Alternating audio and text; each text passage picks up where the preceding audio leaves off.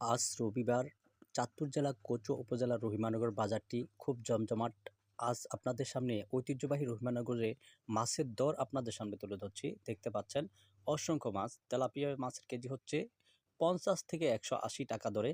ছোট মাছগুলি হচ্ছে 150 টাকা আর বড়গুলি হচ্ছে 170-80 টাকা করে। আর রুই কাতলা ব্রিকেট এভারেজ ছোটোগুলি হচ্ছে 220 টাকা করে কেজি এবং কাতল মাছ বড়গুলি হচ্ছে 350 থেকে 400 টাকা কেজি এবং রুই মাছ হচ্ছে 280 টাকা কেজি দরে বিক্রি চলছে।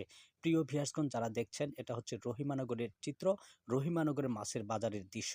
দেখতে পাচ্ছেন কাতলা মাছ, এই কাতলা মাছটি হচ্ছে 300 টাকা কেজি, এর থেকে বড় হচ্ছে 350। আর অন্যদিকে পাঙ্গাস মাছের কেজি হচ্ছে আপনার বড়গুলি হচ্ছে 180 টাকা, মিডিয়ামগুলি হচ্ছে 150 টাকা এবং ইলিশ মাছ এবং চিংড়ি মাছ আমার চোখে পড়েনি। এই যে মাছগুলি দেখালাম এগুলি আসলেও সচরাচর বাজারে বেশি দেখা যাচ্ছে।